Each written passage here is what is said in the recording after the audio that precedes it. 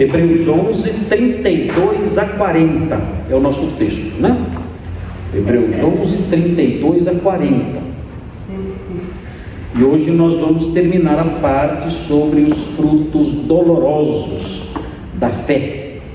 Vamos então ver aí, 32 a 40. Então diz assim o texto bíblico, Hebreus 11, 32 a 40. E que mais direi? Certamente me faltará o tempo necessário para referir o que há a respeito de Gideão, de Baraque, de Sansão, de Jefté, de Davi, de Samuel e dos profetas, os quais por meio da fé subjugaram reinos, praticaram a justiça, obtiveram promessas, fecharam a boca de leões, extinguiram a violência do fogo, escaparam ao fio da espada, da fraqueza tiraram força, fizeram-se poderosos em guerra, puseram em fuga exércitos de estrangeiros. Mulheres receberam pela ressurreição os seus mortos. Alguns foram torturados, não aceitando o seu resgate, para obterem superior ressurreição. Outros, por sua vez, passaram pela prova de escárnios e açoites, sim, até de algemas e prisões. Foram apedrejados, provados, cerrados pelo meio, mortos a fio de espada, andaram peregrinos, vestidos de peles de ovelhas e de cabras, necessitados, afligidos, maltratados, homens dos quais o mundo não era digno, errantes pelos desertos, pelos montes, pelas covas, pelos antros da terra. Ora, todos estes que obtiveram bom testemunho por sua fé, não obtiveram, contudo, a concretização da promessa, por haver Deus provido coisa superior a nosso respeito, para que eles, sem nós, não fossem aperfeiçoados. Então aqui é o finalzinho de Hebreus 11, e vocês devem se lembrar que nós dividimos esse texto em 3 partes, e essas 3 partes são muito fáceis de detectar aqui, porque o próprio texto já as fornece para nós com muita clareza. A primeira parte nós demos um nome, são os frutos prazerosos da fé. Então é interessante, porque nos versículos 32 até 35, até o comecinho do 35, só tem coisa boa. Então pela fé, e aí vem um monte de coisa boa. Eles obtiveram promessas, fecharam a boca de leões, extinguiram a violência do fogo, escaparam ao fio da espada, e a coisa vai em frente aí, só coisas boas. Não tem nada de ruim, nenhuma experiência pesada, triste, amarga, nos versículos 32 até o comecinho do 35. Esses são os frutos prazerosos da fé. Depois nós vimos que parece que a chavinha muda, e aí vem os frutos dolorosos da fé. A mesma fé produz frutos prazerosos e frutos dolorosos. É curioso isso. Parece que o autor de Hebreus ele se contradiz, né? Mas não é contradição. Pela fé alguém pode conquistar coisas maravilhosas, e por causa da fé também pode sofrer muito. E aí então vem os frutos dolorosos da fé.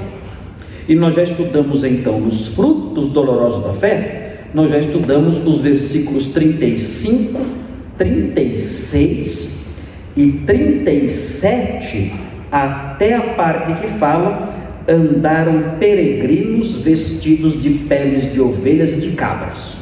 Nós fomos até aí, até o 37, nessa parte: andaram peregrinos vestidos de peles de ovelhas e de cabras. Só coisa ruim, não é gostoso andar peregrino vestido de pele de ovelha e de cabra. É uma experiência ruim, de miséria, de pobreza, de não ter residência fixa. É terrível isso, e nós vimos que isso aí era a marca dos profetas. Os profetas usavam essa roupa, Elias usava essa roupa. João Batista, até pensaram que ele era Elias redivivo, porque ele usava uma roupa igual a de Elias. Peles, se trajava com peles, né, de cabras. E íamos começar a parte que fala sobre necessitados. Olha só que interessante. Aqui nesse trecho começa, quando fala necessitados, aqui fala de necessidade material. Não é necessidade emocional, não é necessidade espiritual. Aqui está falando de necessidade material. Por causa da fé, eles tinham falta de provisão, falta de comida. Já imaginaram pregar isso hoje em dia? Porque não é o contrário que fala. Pela fé você tem o quê? A geladeira cheia. Se a sua geladeira está vazia, por que está vazia? Porque você não tem fé. Aqui, a Bíblia é fantástica, porque ela escancara a mentira dos maus. Ela expõe a mentira dos maus sob a luz do meio-dia, na cara, assim. Pela fé passaram necessidade. Por causa da fé passaram fome. Por serem fiéis a Deus, passaram por provações no campo material. Foram pessoas necessitadas. E o texto aqui, quando fala essa expressão, necessitado, é realmente isso. É falta de alimento, falta de roupas, falta de provisão material. O apóstolo Paulo usa essa expressãozinha em 2 Coríntios 11:9. Ele usa o mesmo verbinho que aparece aqui, é a mesma raiz da palavra necessitado. A palavrinha necessitado na língua grega significa falta, ausência. Esse é o sentido, porque quem está necessitado está sentindo falta de algo. Então esse é o sentido aqui. O apóstolo Paulo usa essa mesma palavra, ou pelo menos palavras correlatas a essa, para falar da sua condição em certo momento. 2 Coríntios 11:9. Olha o que fala. 11:9. E estando entre vós, olha o que aconteceu. Ao passar, é aí que está uma das ocorrências da palavra que Hebreus usa: privações, necessidade material. Ele passou por necessidade material. O apóstolo Paulo tinha fé? Ou não? Tinha. Mas exatamente por ser um homem de fé, passou por necessidade. Não lhe fiz pesado a ninguém, pois os irmãos, quando vieram da Macedônia, supriram o que me faltava. De novo ele usa uma palavrinha com o mesmo radical. Supriram o que me faltava, supriram a minha necessidade. Os irmãos da Macedônia, especialmente a igreja de Filipos, que era na Macedônia, mandaram, não só uma vez, mandaram no começo e mandaram depois, recursos para o apóstolo Paulo para suprir suas necessidades materiais. E olhe bem, é curioso, porque esse texto aqui o apóstolo Paulo escreveu aos Coríntios, e os Coríntios eram uma igreja de posses. Já a igreja de Filipos não era uma igreja de posses. A igreja de Filipos era pobre, a igreja de Corinto tinha mais. Quem ajudou? A igreja de Filipos ajudou, a igreja de Corinto não ajudou. Ele aceitou o socorro dos irmãos da Macedônia, que eram pessoas pobres, supriram o que faltava a ele, e ele fala: e em tudo me guardei, e me guardarei de vos ser pesado. Ele fala: eu inclusive nem vou aceitar nada de vocês. Sabe por quê? Porque corria na igreja fofoca, dizendo que ele tinha interesse só em ele era um mercenário. Exatamente. Acusava o apóstolo Paulo disso, de ter interesse em dinheiro. Então ele fala: de vocês eu não aceito nada, eu passo necessidade, outras igrejas me ajudam, de vocês eu não quero nada. Eu não vou perder a minha honra por causa de vocês. Terrível, né? Pensou? E ele que foi o evangelista lá em Corinto, né? Ele que pregou aqui e acusava ele disso. É porque não é que a igreja tinha criado isso, é que os falsos mestres, eles se infiltraram na igreja E para afastar Paulo dos irmãos, porque, claro, eles tinham que afastar Paulo dos irmãos para poder trabalhar à vontade. Então, para afastar Paulo dos irmãos, eles inventavam essas calúnias. Eles não eram judaizantes, aqui no caso, na Galácia eram judaizantes. Aqui em Corinto era uma mescla de filosofias gregas e judaísmo também. Mas eles eram mestres que negavam a ressurreição, por exemplo. Tanto que o apóstolo Paulo escreve em 1 Coríntios 15 corrigindo isso. Eram pessoas que não ligavam para a santidade da vida corporal, libertinos. Eram mestres terríveis. Senão eu não vou aceitar nada dessa igreja. Eu vou trabalhar ao máximo, vou passar aperto, vou fazer o que eu puder, mas eu não quero que o evangelho seja denegrido por causa disso. E ele passou necessidade. Então, essas coisas que nós ouvimos por aí hoje em dia, que o homem de fé só está bem, sempre financeiramente, essa é a pior lorota que existe na terra. Ele pode pela fé estar suprido, mas pode pela fé passar fome. Ok? Veja aí, na sequência vem o que? Além de necessitados, tem a palavrinha? Afligidos. Aqui afligidos, aqui é uma pressão física. Eles eram pressionados fisicamente.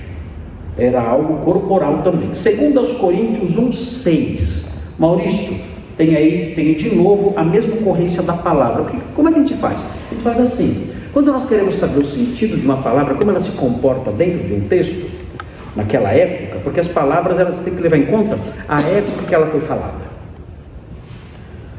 Porque as palavras elas mudam de sentido dependendo da época. Elas mudam de sentido. Uma palavra que no passado era uma palavra normal, hoje pode ser um palavrão, ou uma palavra feia. Então não basta você saber o significado da palavra agora. Você tem que saber o significado da palavra na época. É algo que os estudiosos fazem como? Eles fazem vendo como a palavra se comporta dentro dos textos antigos.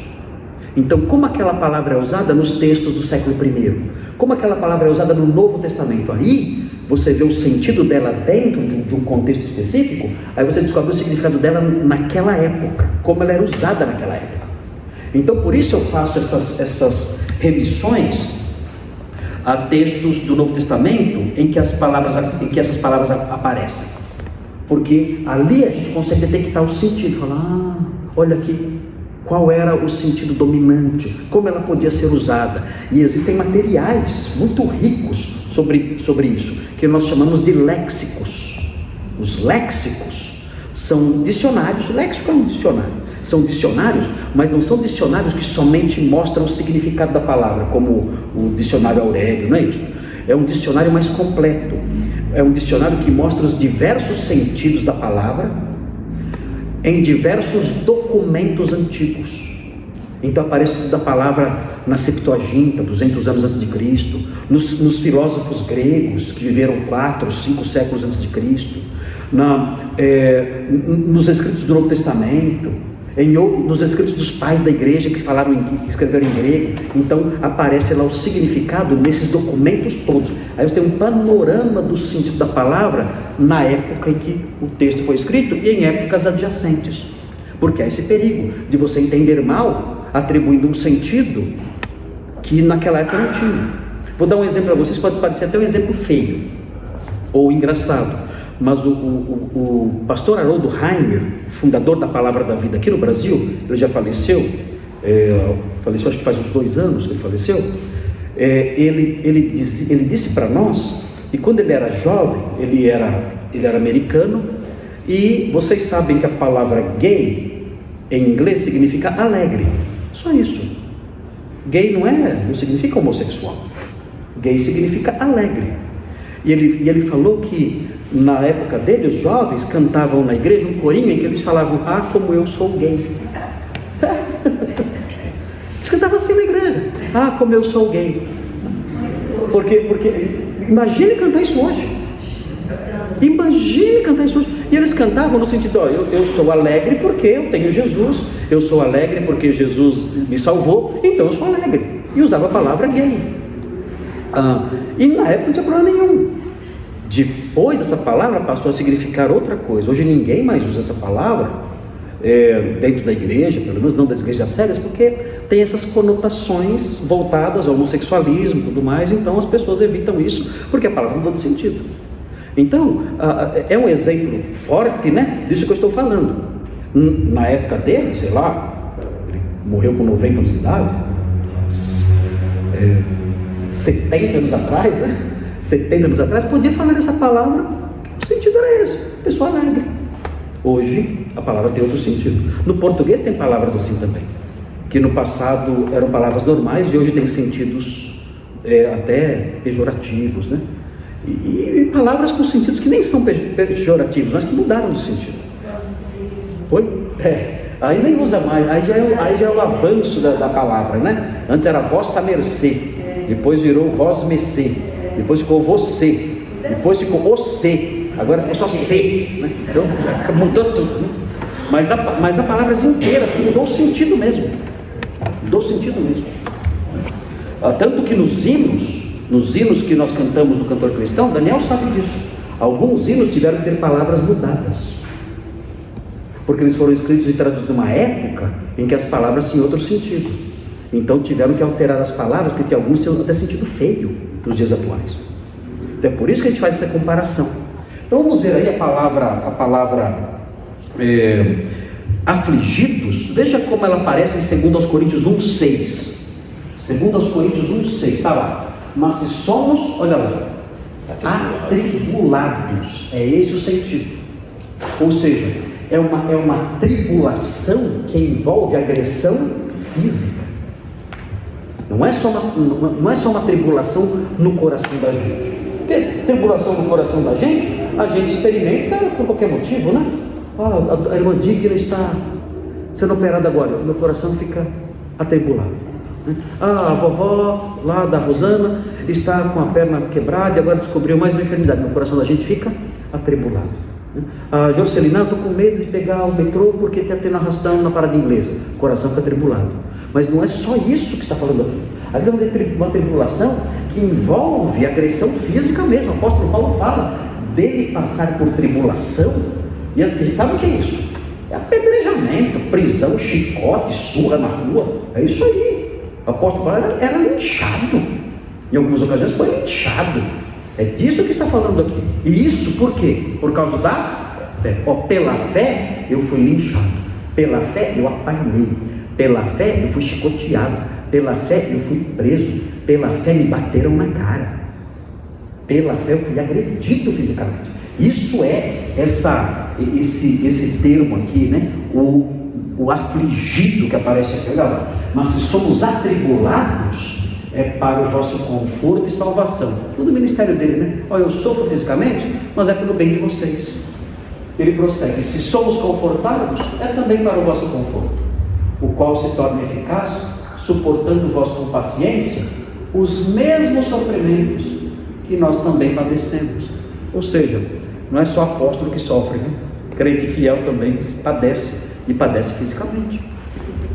É que nós no Brasil ainda não chegamos nesse ponto de nós sermos afligidos fisicamente. Talvez não estejamos muito longe disso, né? Assim, eu vi um filminho nos Estados Unidos, acho que foi em Los Angeles. As pessoas estavam evangelizando, pegaram a Bíblia da pessoa e fizeram uma roda e começaram a chutar um para o outro a Bíblia. Sabe, chutar um para o outro. E era dele a Bíblia. E ele: é meu isso aqui, vocês estão destruindo o meu patrimônio, né? O que é meu, o objeto que é meu. Não interessa se é Bíblia ou se não é meu. Vocês não podem destruir isso, estragar isso. Além do desrespeito à minha fé, vocês estão destruindo o que é meu. E eles riam e chutavam a Bíblia para o outro, assim, não deixavam ele pegar. Agora, qual a distância disso para um tapa? Ou para um chute nele? Qual é a distância? Se eu tenho coragem de fazer isso, ninguém faz isso com o Corão. Com o Corão, ninguém é louco de fazer uma coisa dessa, porque sabem que não chega no final do dia se fizerem isso. Mas com o cristão faz. Então, qual a distância disso para um tapa, para um empurrão, para um chute? Qual a distância? Nada, né? Uma linha fina. Oi? É uma linha fina. Uma linha fina. De repente esse homem fica nervoso e vai lá e tenta pegar a Bíblia, e alguém empurra ele. Outro vai lá e chuta, outro vai lá e bate. Muito, muito estreito. Isso aconteceu, a rigor, num país cristão, né? Ou num país que tem uma origem cristã, nos Estados Unidos. Imagine aqui. Como isso pode chegar logo para nós também. Então é esse sentido de aflição. Tudo isso por causa da fé. Olha agora o que vem. Qual é o próximo item que vem aí? Maltratados. Maltratados. Olha, veja como tudo isso é físico, né? Tudo isso é físico. Veja 13:3. Maurício, veja aí em Hebreus, um pouquinho mais para frente, o capítulo 13, versículo 3. Os hebreus já estavam passando um pouquinho por isso. 13:3. Olha, lembrai-vos dos encarcerados. Lembram que encarcerados são esses? Não é o cara que roubou e está preso. Esse aí tem que estar encarcerado. Esse aí não é para lembrar, é para esquecer. Deixa lá. É outro encarcerado, que é o encarcerado pela fé. É a pessoa que está presa porque pregou o Evangelho. Então, eles estavam passando por isso. Os cristãos hebreus estavam passando por perseguições. Eles não tinham sido mortos ainda, porque o autor de Hebreus fala: nenhum de vocês, na luta contra o pecado, teve que resistir até o sangue. Ou seja, nenhum tinha sido martirizado ainda, mas eles já tinham perdido seus bens. O autor de Hebreus fala que no começo eles aceitaram com alegria a expoliação dos seus bens. Eles foram expostos à humilhação diante de todos, talvez por causa de tribunais públicos. Os julgamentos na época eram públicos e o povo humilhava, xingava, gritava, acusando a pessoa. Eles foram expostos à vergonha pública. E aqui o texto fala: lembrai-vos dos encarcerados. Certamente eram irmãos da igreja que estavam presos. E olha só, como se presos com eles, dos que sofrem maus tratos. Olha os maltratados aqui. Mesma coisa, os que sofrem maus tratos aqui são os crentes que estavam sofrendo maus tratos, ali irmãos da comunidade, que tinham sido denunciados, que tinham sido atacados e estavam sofrendo consequências piores por serem crentes. Olha, como se vós mesmos fosseis os maltratados. Sempre a conotação física, é a prisão, é o maltrato, é a tortura. Aqui maltrato é tortura, é só ser torturada. Então é muito pesado isso aqui. Esse texto não é um texto leve, não. É um texto que faz descrições bastante que mexem com a nossa imaginação. Envolvem sofrimento terrível, tortura, prisão, morte, privações, tudo isso por causa da fé. Então é interessante o seguinte: nós temos que criar em nossa mente uma reserva, uma familiaridade com essas coisas. Nós temos que nos despojar das noções mentirosas que são impingidas na nossa cabeça o tempo todo. Porque se nós não tomarmos cuidado, a gente acaba acreditando nas lorotas que dizem por aí. Porque essas lorotas, elas se tornaram lorotas velhas. E elas são tão repetidas que nós acabamos achando que elas são verdadeiras. E que cristianismo é isso. Olha, quem tem Jesus está sempre bem. Quem tem Jesus está sempre, olha, lá no topo. Nossa, eu era incrédulo, não conseguia nada, me converti, agora sou ando de carro zero. E as pessoas contam esses testemunhos e nós vamos ouvindo isso, os pastores falando o tempo todo que se você tem fé, você vai ser cabeça, não vai ser cauda, você vai emprestar e não vai pegar emprestado, essas coisas. Pegam esses textos todos e da antiga aliança e trazem para o Evangelho. Esses textos eram verdadeiros, claro, para a antiga aliança com Israel. Não tem nada a ver com a gente isso. Nada a ver com a gente. Mas aplicam para nós. E aí a gente fica frustrado, porque, meu Deus, não está funcionando. Era para eu emprestar, não pegar emprestado. Eu acabei de sair do banco para fazer empréstimo, não ia fechar o meu negócio. E agora? O que está acontecendo? Será que eu estou sendo fiel? Não, é que você usou o texto errado, só isso. Você não sabe ler a Bíblia direito, acaba fazendo bobagem. Posso todas as coisas, né? Aí, usa isso para o aspecto econômico, né? Aspecto econômico, eu posso todas as coisas naquilo que me fortalece. Não tem nada a ver com o aspecto econômico isso aí. O texto está falando sobre suportar todas as coisas. Quando eu estou sendo golpeado, eu suporto tudo, porque Ele me fortalece. Não é que eu posso abrir um mercado, eu posso abrir uma empresa, eu posso... Não tem nada a ver com essas coisas. A grande verdade é que assim, a nossa fé, ela não garante sucesso material nenhum. Ela não garante, irmãos, nenhum. Nós podemos, pela fé, ser abençoados materialmente, mas não temos garantia disso. Nenhuma garantia disso. Podemos, pela fé, perder tudo. Como aconteceu com os cristãos hebreus, pela fé, sofreram a expoliação dos seus bens. Essa é a verdade. Então o que acontece? A nossa mente tem que ser reprogramada. Nós temos que nos desintoxicar, nos livrar de todo o lixo que jogaram aqui dentro e reprogramar a mente. Como assim? Dizer, olha, a reprogramação nesse aspecto seria a seguinte, olha, a fé, ela pode me trazer coisas maravilhosas, como ela pode me trazer coisas muito amargas. Essa é a verdade. A fé pode ser os versículos 32 a 35a, mas pode ser os versículos 35b a 37. Como eu vou saber? Vivendo e pedindo a Deus, Senhor, tem misericórdia de mim. Mas garantia não tem nenhuma. Eu me lembro quando eu era garoto, eu aprendi uma música que era assim, quem tem Jesus gosta de cantar, está sempre sorrindo mesmo quando não dá, tropeça aqui, cai acolá, mas de novo levanta e começa a cantar. Quem dera se fosse verdade. Meu Deus, já imaginou? Está sempre sorrindo mesmo quando não dá, tropeça aqui, cai, levanta e começa a cantar. É um tonto, né? É um bobo, é um trouxa. Alguém faz isso, é normal. Quem faz isso não é uma pessoa normal, não está neste mundo, não está pisando nesse chão, não acordou para a realidade, é um louco. Como assim? Eu tropecei, eu caí, eu não vou levantar e começar a cantar, eu vou ficar ali triste, chorando, pensando, Senhor, tem misericórdia de mim. Olha Jeremias sentado e olhando para Jerusalém destruída. O que ele falou? Bom é para o homem assentar-se e ficar-se em silêncio, suportando o jugo na sua mocidade. Ele não falou para levantar e começar a cantar.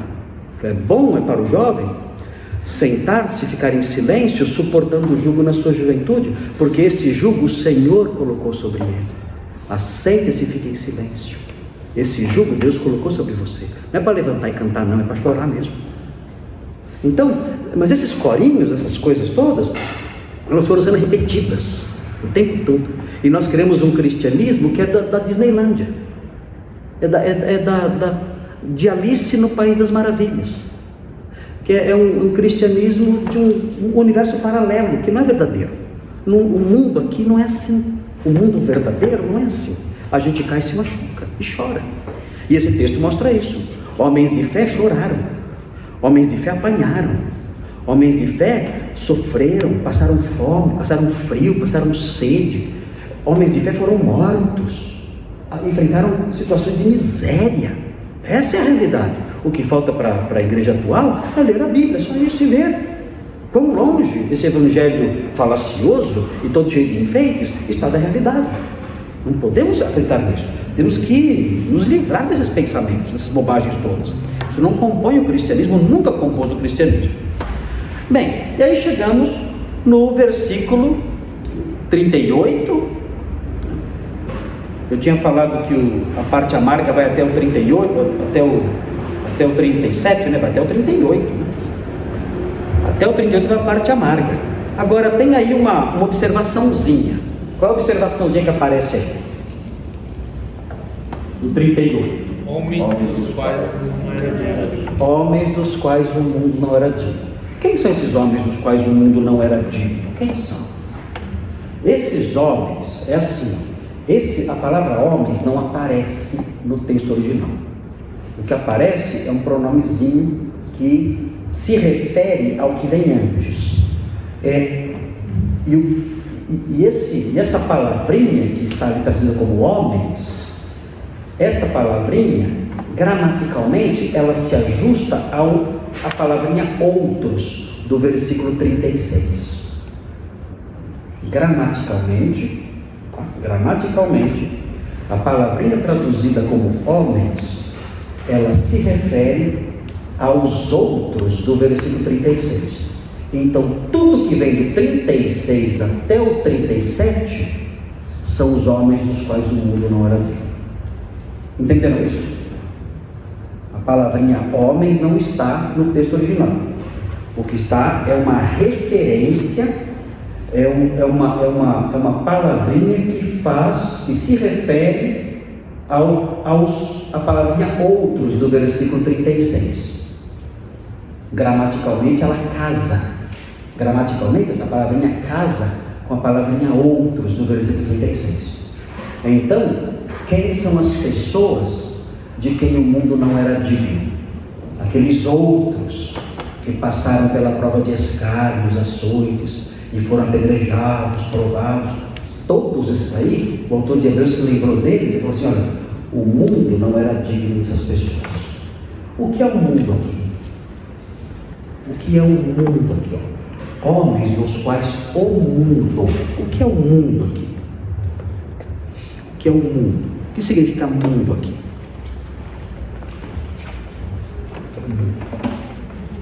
É o planeta Terra? As pessoas, né? Que pessoas? Aqui mundo se refere às pessoas que se colocam contra Deus. Aqui mundo é isso. Mundo aqui são as pessoas que se colocam contra Deus. Olha o versículo 7, Maurício. Olha só como a palavra mundo aparece no versículo 7. Olha só. Pela fé Noé, divinamente instruído acerca de acontecimentos que ainda não se viam, e sendo temente a Deus, aparelhou uma arca para a salvação de sua arca, pela qual condenou o mundo. O que é o mundo aqui? Homens incrédulos, homens que se opunham a Deus. Então a palavra mundo no versículo 7 dá o sentido da palavra mundo no versículo 38. O que é o mundo então no 38? Homens que se opõem a Deus. Então esse é o sentido de mundo. Agora veja aí o que vem na sequência: homens dos quais o mundo não era digno. O que significa digno? O mundo não era digno desses homens, não mereciam. Eles eram bons demais para o mundo. O mundo não merecia essas pessoas. Eles eram muito bons para eles. O mundo não merecia tê-los aqui. O mundo era mal demais, eles eram bons demais. Ou seja, eles eram superiores. Então o crente de fé é melhor que os outros? Você não tem noção do quanto ele é melhor. Isso é orgulho. Não é orgulho, é a realidade. A grande verdade é essa.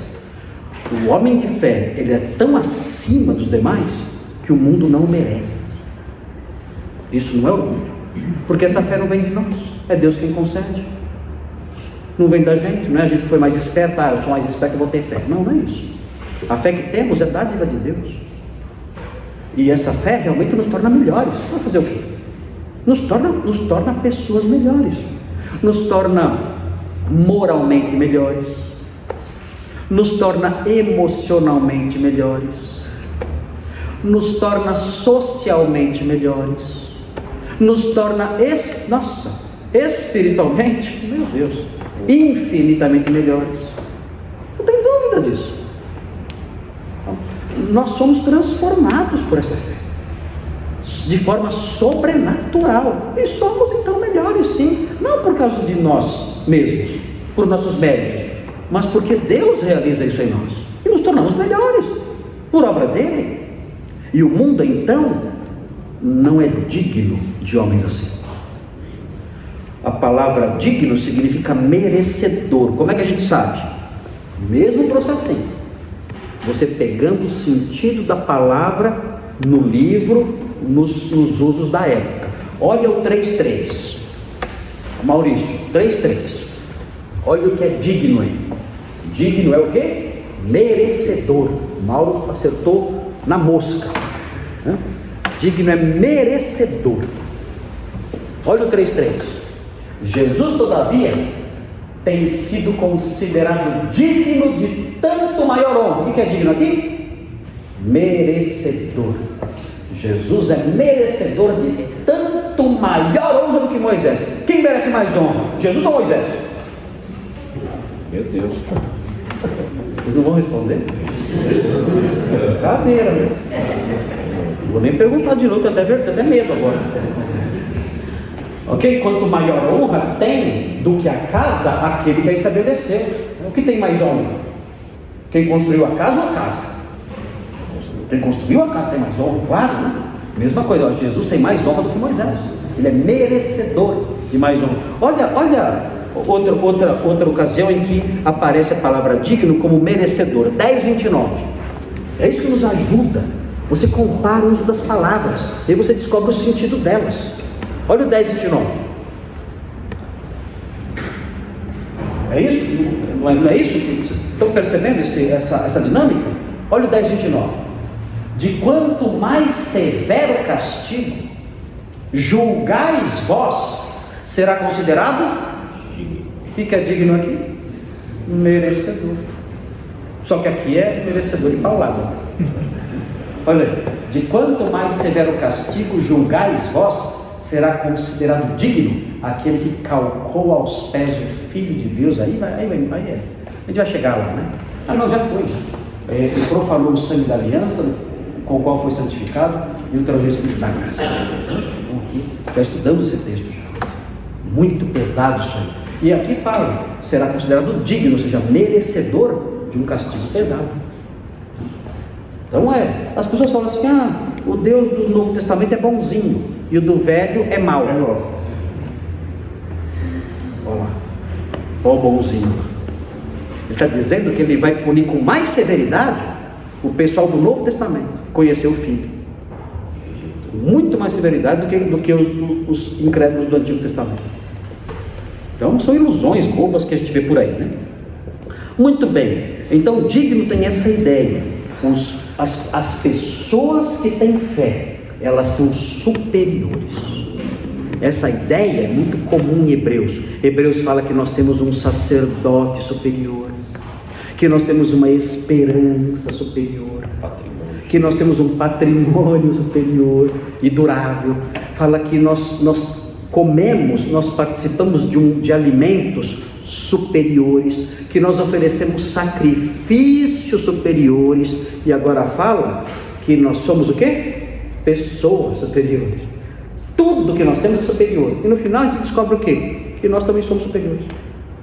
Temos um sacerdote superior, uma esperança superior, um patrimônio superior, sacrifícios superiores, e agora descubro, nós somos superiores. O mundo não é digno das pessoas de fé. E o próprio mundo sabe disso, né? Porque quando um crente comete um deslize, já fala logo isso porque é crente. Eles mesmo eles cobram. Eles cobram. Eles percebem que a gente não é digno, que a gente está no lugar errado. Eles veem a gente fazer alguma coisa errada, coisa que eles fazem todo dia. O crente fazendo, você não tem vergonha não? Olha, eles falam assim.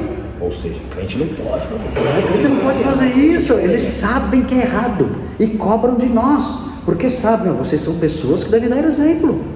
Até bonito isso, né? No final Deus usa o diabo para dar bronca na gente e nos corrigir, né? Tudo bem, diz o que ele quiser, né? Que vem o diabo, seus filhos, e nos alerta, né? Meu Deus, pior que esse incrédulo está certo. A intenção dele não é me corrigir, a intenção dele é me provocar, né? Mas Deus usa isso também. Meu Deus, ele está certo. Obrigado, Senhor, porque o Senhor mandou o diabo me dar a bronca e acertou. Esse miserável acertou de novo. Muito bem. Vamos mais um pouquinho aí? Vamos acabar aqui. Olha o que vem agora. Homens dos quais o mundo não era digno. Isso aqui, eu achei tão lindo isso, essa expressão. Homens dos quais o mundo não era digno. Porque a gente acaba olhando para a gente, né? O mundo é digno de mim? O mundo me merece? Isso que é. O mundo me merece? Olha, o tipo de crente que eu sou, o mundo não me merece. Agora, se eu falar, não, o mundo, estou ali com o mundo, aí é pesado, né? Isso aqui é um padrão muito alto. Alguém olhar e falar assim, ó, tá vendo André? Alguém olhar assim, tá vendo André? O mundo não merece um homem como aquele que vive aqui. O mundo não merece isso. Esse mundo perverso não merece que um homem como esse viva aqui. Merece. Esse homem não é daqui. O mundo não merece ter alguém morando aqui como ele. Já pensou? É um sonho. Já pensou? É um padrão, não é muito alto? É muito alto isso. Mas é esse o padrão que o autor de Hebreus coloca em nós aqui. Eu estou falando do André, é homem, né? Mas ele fala homem, mas é homem no sentido geral, né? Mulheres. Está vendo aquela moça ali? Está vendo a Shirley? Olha, a Shirley, ela tem uma vida tão magistral e exemplar que esse mundo mal não merece que ela viva aqui. Que não é o lugar dela. O mundo não merece a Shirley. O mundo merece, sei lá, essas mulheres que a gente vê por essas porcas com joias no pescoço, né? Essas aí. Mas mulheres como a Shirley, o mundo não merece. Já pensou, Shirley? Um testemunho desse? Que lindo! Para mim é um sonho. Para mim é um sonho. Um desejo imenso. É muito forte isso aqui. E é muito alto. É muito alto. Márcio. Por isso que Elias foi lá. A Bíblia fala que Enoque, né, andava com o Senhor e falava, vem cá, o mundo não te merece. E ele levou ele embora. Elias também, né? E ele vai nos levar também, né? Vai dizer, vocês não são daqui. Jesus já falou isso, vocês não são daqui. E a gente não é mesmo, a gente está no outro planeta. Nós somos ETs. Muito bem, agora vejam como termina. Errantes pelos desertos. Como assim? Porque homem de fé aqui é errante pelo deserto, pelos montes, pelas covas e pelos antros da terra. Não tem que fazer esse cara? Fica andando pelo deserto, pela caverna, pelos antros da terra. Antro aqui é fenda. Antro é fenda. Eles andam, os homens de fé, eles andam pelos desertos, pelos montes, pelas covas, pelos antros da terra. Acho que é aquele pessoal que sobe no monte para orar, não é? Não é isso? Acho que é, né? Vamos orar no monte, olha aqui, ó, os homens dos montes aqui. Já nos antros da terra ninguém quer ir não. Mas o que é isso? Que homens são esses? Por que eles estão assim nessa situação? Fugindo do teu. Exatamente, André. Quando nós olhamos esses textos todos aqui, ou melhor, essas palavras todas, a palavra, por exemplo, a expressão errantes pelos desertos, é que não dá tempo agora de elencar todos os textos, mas quando nós olhamos no Antigo Testamento, o deserto, ele aparece como um local de fuga. Elias fugiu para onde? Para o deserto. Ele fugiu para o deserto. Por quê? Porque ali ninguém conseguiria achá-lo. Então não é um eremita que vai lá para fazer oração, não é isso. É alguém que está fugindo, porque vai ser morto. Davi fugiu para o deserto. Saul queria matá-lo. Então tem passagens bíblicas que mostram isso. 1 Samuel 23:14, 1 Reis 19:4. A gente não vai ler agora porque não dá tempo, mas são passagens que mostram os homens de Deus fugindo para o deserto para não morrerem. Pelos montes, Elias fugiu para o Monte Horebe, 1 Reis 19:8. O monte era um local de fuga também. O apóstolo Paulo, inclusive, ele fala em 2 Coríntios 11:26, que ele passou por perigos no deserto. Eu cheguei para Simone hoje e falei: Simone, me ajuda aqui. Use a sua imaginação, a sua cabeça. Se você estivesse num deserto, quais seriam os perigos? Ela pensou assim, acho que a falta de água, né? É um grande perigo isso, você morrer de sede. Isso é mesmo. Que outro perigo há no deserto? Eu li na internet. O calor, mas a mudança de temperatura dramática de noite. Parece que eu já fui no deserto uma vez só, mas eu fiquei rapidinho e caí fora. Oi? Olha aí. Imagine o choque térmico. É muito quente de dia e de noite é gelado. Isso é perigoso? É muito perigoso. Aqui a gente não vê. Uma mudancinha aí. Aconteceu com a gente agora, né? Estava tudo gostoso, agora caiu a temperatura desse jeito. A gente está tentando suportar. Que outro perigo tem no deserto? Bichos selvagens. Bichos selvagens. Tem bichos, né? Tem escorpião, tem aranha, tem cobra, não tem cobra no deserto? O que ela faz no deserto, a cobra? Mas come o quê? Eu não entendo. Pequenos insetos. Fica achando lá. Nossa, embaixo da terra para ser.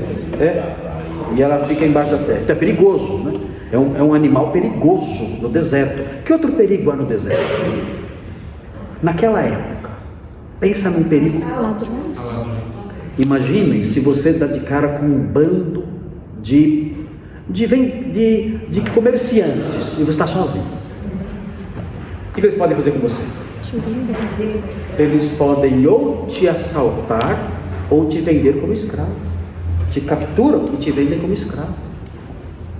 Perigos no deserto. E o apóstolo Paulo fala: olha, eu passei por perigos no deserto. Eu não sei quando que ele passou por perigo no deserto. Não fala, né? Não conta a história. Mas ele passou por perigos no deserto.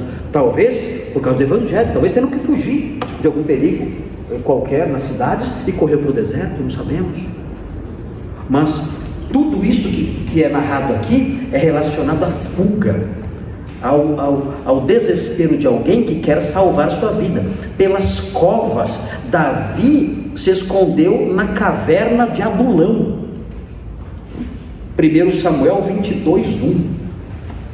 Vários profetas também se esconderam. Aqui o texto de 1 Reis 18:4, que fala que um mordomo palaciano chamado Obadias escondeu dezenas de profetas numa caverna e os alimentava.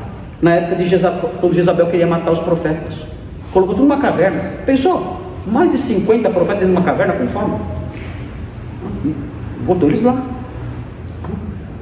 para que eles fugissem. É interessante, olha, tem uma referência aqui que eu anotei de Apocalipse 6,15. Eu vou ler esse texto porque ele retrata uma pintura, é uma pintura muito vívida, para a gente ter uma ideia da caverna como lugar de refúgio. Só que aqui são os maus que estão se escondendo. Apocalipse 6,15. Maurício, pegue aí Apocalipse 6,15. Olha, essa figura é muito vívida da caverna como lugar de refúgio. A gente aprende na Bíblia. Se algum dia tiver um terremoto aqui no Brasil, você perder sua casa, o lugar melhor para você correr, sabe onde é? Caverna, procura uma caverna. Um bunker. A caverna tem que achar a caverna. Mas acha, lá em Atibaia tem. De perto onde eu moro. Lá em Atibaia eu conheço umas cavernas lá, se a minha casa cair, ó. Vou pra lá. Olha aqui, ó. Olha só a grande tribulação que vai acontecer. Olha só. Os reis da terra, os grandes, os comandantes, os ricos, os poderosos e todo escravo. É bem democrático o negócio, né? Todo mundo igual, né? E todo livre se esconderam nas cavernas e nos penhascos dos montes. Olha que cena horrível essa. E disseram aos montes e aos rochedos: caí sobre nós e escondei-nos da face daquele que se assenta no trono e da ira do Cordeiro. Ai, que vontade de acontecer logo, né? A justiça pesada de Deus, né? Acabando com os perversos. Aí você fala, pastor, você não pode pensar assim, tem que ter dó. Eu tenho dó, às vezes eu tenho mais vontade que aconteça do que dó, para ser sincero. Eu sou muito ruim, meu coração é muito ruim. Então como eu queria que Jesus voltasse para acabar com essa raça de perversos. Eu não aguento mais tanta perversidade, não suporto mais. Eu estou parando de ver rede social. O jornal não assisto mais há muito tempo. Não aguento mais aqui. Tanta podridão, não aguento mais. Minha cabeça chegou no limite. Não suporto mais. Aí eu leio isso aqui. Ai, Senhor, venha ver esse povo perverso que cuspiu no Senhor, que chutou o seu livro sagrado, que blasfemou do seu nome, que cuspiu na cruz de Cristo, que perseguiu os santos, que tentou destruir toda a sombra de justiça. Esse povo correndo desesperado, querendo morrer, querendo que as montanhas caiam em cima deles, para que eles não experimentem a ira do juiz santo e soberano. Esse dia vai chegar. Mas é interessante, eles correm para onde? Para as cavernas, né? É um lugar de refúgio. Hoje quem corre para as cavernas somos nós, né? São os santos. Vai chegar o dia que vai inverter. Nós não vamos mais fugir. E por último, os antros da terra. Os antros são o quê? São fendas. São fendas. Elas são mencionadas, por exemplo, em Obadias 3, que fala do povo de Edom, que se escondia nas fendas, um lugar de proteção também. Se escondiam lá e lá se sentiam refugiados, nas fendas das rochas. Então, oi? Pode ser, é uma caverna menor. A ideia é de uma caverna menor. Então pode ser uma fenda numa rocha, como uma gruta, por exemplo. Pode ser uma fenda numa rocha. Não chega a ser uma caverna, mas é uma fenda ali onde a pessoa se esconde, encontra refúgio. Então, todos os homens de Deus passaram por isso, fugindo nesses lugares terríveis, sem proteção nenhuma, tentando escapar com vida, uma miséria terrível, necessidades, fome, provações, mas passaram por isso porque eram pessoas fiéis. Então, tudo isso compõe os frutos amargos da fé. Muito bem, na próxima semana eu vou estar aqui de novo e nós vamos então falar sobre o fruto supremo da fé, o fruto superior, supremo da fé, que está nos versículos 39 e 40. Olha, todos estes obtiveram bom testemunho por sua fé, não obtiveram contudo a concretização da promessa. Esse é o fruto supremo da fé, a concretização da promessa. A gente vai falar sobre isso na próxima quarta-feira, certo? Muito bem, todos aqui são homens e mulheres de fé? Então pode esperar, hein? Tem fruto doce, tem fruto amargo. Então, uma casinha no pote. Pode morar num palácio pela fé, ou pode morar na caverna. Deus é quem sabe. Está nas mãos de Deus, né? O que o Senhor tem preparado para nós? Ele quer que nós experimentemos os frutos doces ou os frutos amargos? Eu acho que Ele quer que experimentemos os dois. Eu acho que são os dois. Acho que não são nem só os frutos amargos, nem só os frutos doces. Eu acho que Ele quer que experimentemos os dois, um pouquinho de cada. Agora você vai experimentar o fruto doce. Aí é festa, né? Oh, o Senhor é bom, né? Quem tropeça aqui cai acolá. É tudo festa. Mas vem o fruto amargo também. Quando chega para mim e fala: pastor, lá no meu trabalho estão me perseguindo porque eu sou crente. Fruto amargo na fé. Fruto amargo.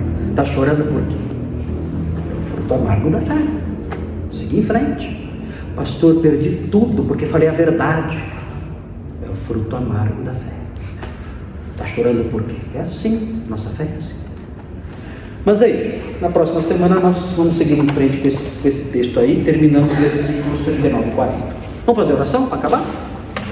Senhor, muito obrigado, porque a sua palavra é tão linda e tão rica e nos ensina tantas coisas, nos ensina a pensar corretamente.